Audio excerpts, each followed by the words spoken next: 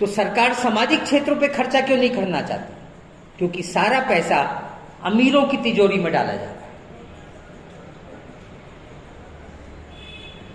अमीरों को जो खर्च दिया जाता है उसके लिए ये शब्द इस्तेमाल करते हैं प्रोत्साहन, उसको सब्सिडी नहीं बोलते। गरीबों पर जो खर्च करते हैं, आंगनवाड़ी पर, ये खाद्य सब्सिडी पर, स्वास्थ्य पर, शिक्षा पर, उस पर वो इस तरह से खर्च करते हैं और उसको बोलते हैं हम तुमको सब्सिडी दे रहे हैं, जैसे कि बड़ा एहसान कर रहे हैं। और जब अमीरों को पैसे देते हैं तो उसको बोलते हैं कि ये हम उनको प्रोत्साहन दे रहे हैं ताकि वो देश की अर्थव्यवस्था में तरक्की करेंगे। तो उनको कितने पैसे दे रहे हैं उसके कुछ उदाहरण देखिए। पहला, सरकार ने कॉरपोरेट कर कम कर दिया है। आपको मालूम होगा कॉरपोरेट टैक्सेस कम किए हैं, पहले 30% थे, अब 22% कर दिए हैं। ये दुनिया के ज्यादातर देशों से कम है। हमारे बाजू में बांग्लादेश है, वहां पे 35% है। यूरोप के देशों में 30% है, हमारे यहां 22% है। सरकार ही बोलती है कि सालाना 1.5 लाख करोड़ का नुकसान हो रहा है, सरकार का आंकड़ा है। हाँ, और ये आंकड़ा फायदा किसको हुआ?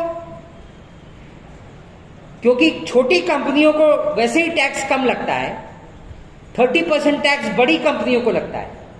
तो सरकार का इकोनॉमिक सर्वे मानता है कि ये टैक्स का फायदा 4700 बड़ी कंपनियों को हुआ है, यानी अंबानी और अडानी, उनका टैक्स कम किया गया है।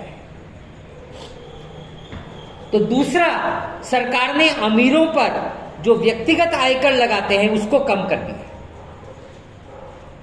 और उसका आंकड़ा देखिए, सरकार जो इनकम टैक्स इकट्ठा करती है अमीरों से, भारत सरकार सिर्फ 1% इकट्ठा करती है, बाकी सारे देश 3%, 5%, 10% इकट्ठा करते हैं।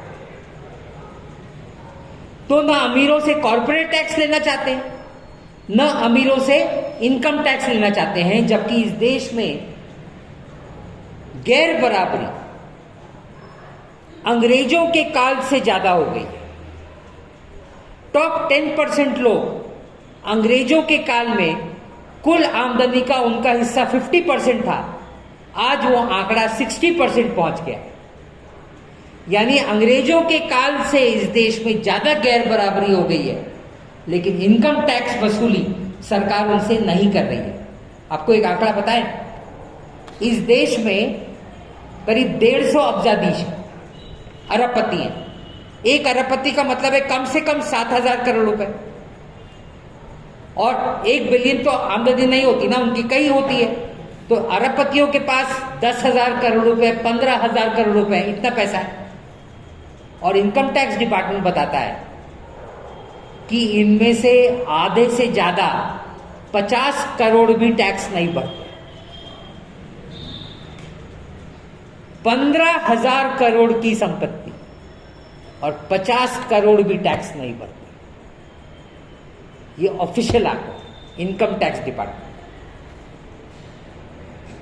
तो कर माफी, ये कर माफी नहीं थी, ये तो ऑफिशियल माफी है ना। कॉर्पोरेट कम कर दिया, इनकम टैक्स कम कर दिया। उसके अलावा सरकार अमीरों को और प्रकार के अनुदान देती है, जिसके चलते कि उनके टैक्स और कम हो जाते हैं। उसका आंकड़ा पहले 2 साल दिया, तीसरे साल आंकड़े में गोलमाल शुरू किया और अब आंकड़ा देना बंद कर दिया। तो हमने भी एक अध्ययन किया कि कितना देते हैं, और IIM अहमदाबाद की एक स्टडी है, उसने भी वही अध्ययन किया, और हम दोनों एक ही नतीजे पर पहुंचे कि कुल मिलाकर सरकार ने पिछले 8 सालों में अमीरों को 44 लाख करोड़ रुपए की कर माफी दी, 44 लाख करोड़। ऊपर से उनको लोन माफी मिलती है।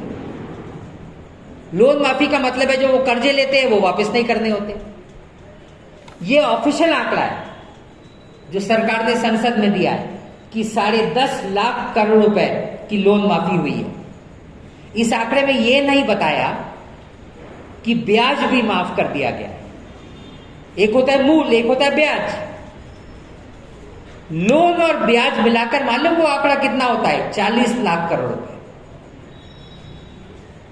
और ये तो सिर्फ लोन माफी है, उसके अलावा लोन की पुनर्रचना की जाती है। पुनर्रचना का मतलब है बातचीत चलती है कि यार थोड़ा कम कर दो, अगले साल देंगे, अगले साल बोलते हैं फिर अगले साल देंगे। उसका आंकड़ा हमको नहीं मालूम, हमारा अंदाजा इतना ही होगा। ये सारी माफी के बाद सरकार ने बोला कि 8.5 लाख करोड़ रुपए और बकाया है, जिसको हमने बट्टे खाते में डाल दिया, यानी वो भी माफ होने वाला। तो ब्याज छोड़ भी दिया जाए तो हमारा अंदाजा है कि सरकार ने पिछले 7 सालों में, इस साल का आंकड़ा हमको नहीं मालूम है, 7 सालों में 30 लाख करोड़ की लोन माफी की। ऊपर से अमीरों को सार्वजनिक संपत्ति दी जा रही है कि ले लो। अभी एयर इंडिया दिया है, एयर इंडिया का आंकड़े देखिए। एयर इंडिया की तो कमाल की बात है, मालूम कितने में बेचा है एयर इंडिया? 2700 करोड़ रुपए में। उसके पास 100 से ज्यादा हवाई जहाज है, बड़े बड़े हवाई जहाज। दुनिया के लगभग हर देश में राजधानियों में उतरने की परमिशन है, वो परमिशन के पैसे देने होते हैं, रेगुलर पेमेंट करना होता है, तो वो सब कमाई मानी जाती है, संपत्ति मानी जाती है। तो एयर इंडिया की संपत्ति लाखों करोड़ में है। लाखों करोड़ की संपत्ति इन्होंने कितने में बेची? 2700 करोड़ रुपए। कुल कर्जा था 61,000 करोड़ रुपए, 61,000 करोड़। उसमें से 46,000 सरकार ने अपनी जेब से भर दिया, 15,000 टाटा को बोला कि बैंक से नेगोशिएट करो, पुनर्रचना, यानी वो भी माफ हो जाएगा। तो मान लो वो आधा माफ हुआ, 7,500 करोड़, तो सरकार ने 4,600 में से 27,000, उसको 2700 मिले, 7.5 जोड़ दीजिए, तो सरकार ने एयर इंडिया भी दे दी टाटा को, ऊपर से 51,000 करोड़ रुपए की अपनी जेब से भरपाई की। क्या डील है ना? आप ही ले लिए होते, फिर आप और हम हवाई जहाज में चलते, ऊपर से पैसे भी मिलते। इतना ही नहीं, टाटा को उसके बाद बैंकों ने लोन दिया है एयरलाइन चलाने के लिए, मालूम कितना? 33,000 करोड़ का लोन दिया है, ब्याज दर 4%। ये डील हुई है भाई। उसके अलावा जो हाईवे बनते हैं ना, उसका भी आंकड़ा दिया है ऊपर। हाईवे में पिछले साल तक सरकार का एग्रीमेंट ये था कि हाईवे जो भी बनाएगा, मान लीजिए रुशल बड़े ठेकेदार हैं, कॉन्ट्रैक्ट लिया हाईवे बनाने का, तो सरकार क्या बोलेगी? 1000 करोड़ का हाईवे है, 40% हम देंगे, 60% आप डालें। 40% हम जो देंगे वो फ्री में देंगे, वापस नहीं करना। तो आप बोलोगे 1000 करोड़ का हाईवे है, सरकार आपको 400 करोड़ देगी ग्रांट, और टोल टैक्स आपकी जेब में, सरकार को वापस नहीं करना। तो 40% ग्रांट था, इस साल सरकार ने 100% कर दिया, यानी हाईवे सरकार पूरा पैसा देगी बनाने को, टोल टैक्स आपकी जेब में। अरे भाई, सरकार ही सारा पैसा देगी तो हाईवे क्यों नहीं अपनी जेब में ले लेती? कम से कम कुछ तो पैसे वापस मिले ना। हमारी टैक्स आमदनी का कुल मिलाकर इस साल करीब 1.5 लाख करोड़ रुपया, मैंने आंकड़ा इसमें नहीं दिया है, वो फिगर है 1.5 लाख करोड़ रुपया सरकार हाईवे बनाने पर प्राइवेट कंपनियों को देने वाली है। शिक्षा के बजट से भी ज्यादा बजट है, खेती के बजट से ज्यादा बजट, हाईवे बनाने पर ग्रांट, लोन नहीं। इधर जा रहे हैं हमारे आपके पैसे। नतीजा यह है कि सरकार की आमदनी बहुत कम है। दुनिया के अधिकांश देश 30% कुल आमदनी का 30% इकट्ठा करते हैं, मतलब कुल जीडीपी का। सरकार इकट्ठा करती है 19%, क्योंकि जब इतनी माफी करोगे तो आमदनी नहीं होगी ना, आमदनी नहीं होगी तो खर्चे कैसे करोगे गरीबों पर? आमदनी सीमित, उसका भी बड़ा हिस्सा अमीरों को दे दिया तो गरीबों के लिए बचा ही नहीं।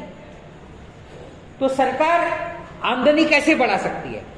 देखिए सिंपल कैलकुलेशन, अमीरों को जो माफी दे रही है उसमें से कुछ वापस ले लो ना।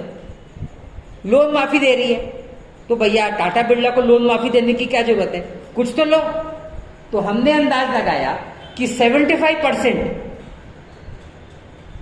यानी 100% नहीं, थोड़ा दे दो, लेकिन 75% तो ले लो वापस।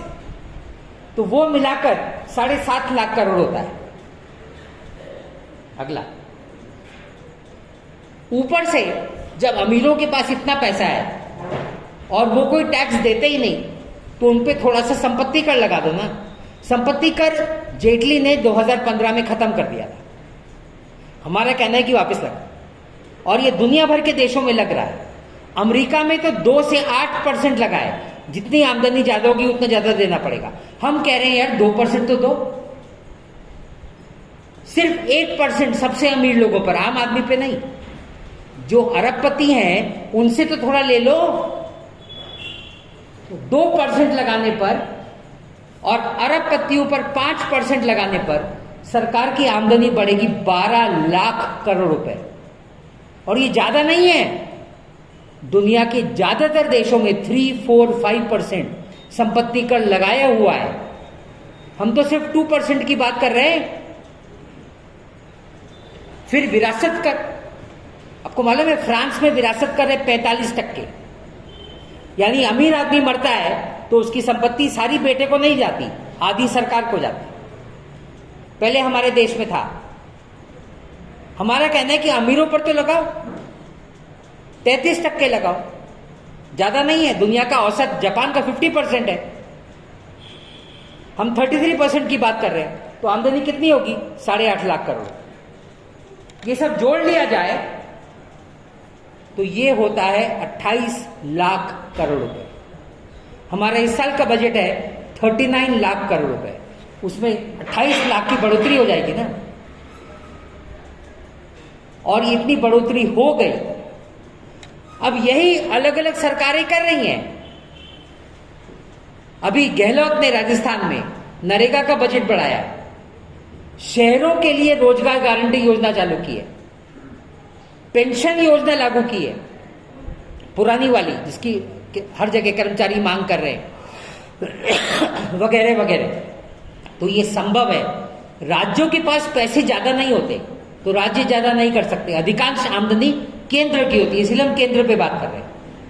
तो यदि राजस्थान जैसा गरीब राज्य जिसके पास पैसे ही नहीं है, यदि वो कर सकता है तो केंद्र तो चाहे तो चांदी कर सकता है ना।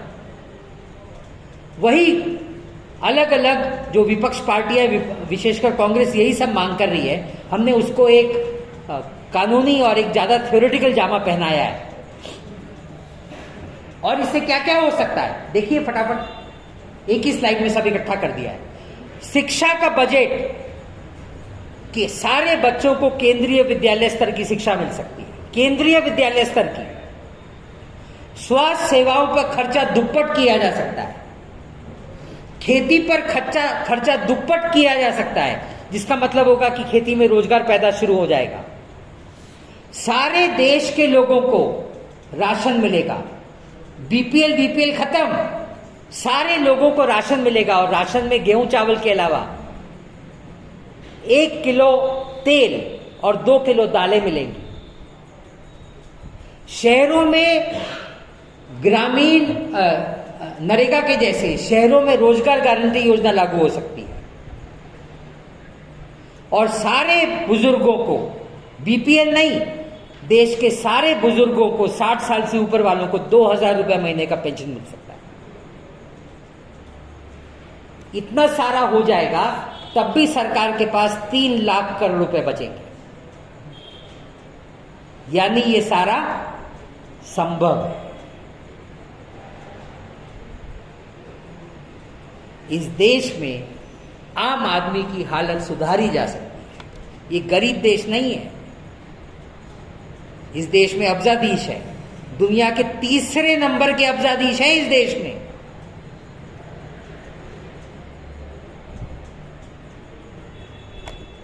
लेकिन सरकार उन्हीं को और अमीर करती चली जा रही है, तो आम जनता गरीब होती चली जा रही है। इसको थोड़ा ही बदल दिया जाए, हम पूरा खत्म करने की बात नहीं कर रहे, थोड़ी कटौती करने की बात कर रहे हैं।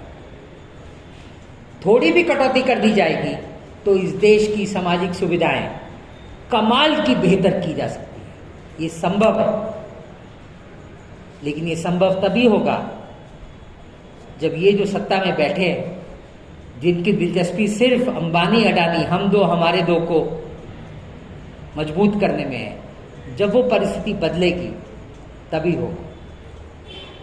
तो आज का ये व्याख्यान समाप्त करते हैं।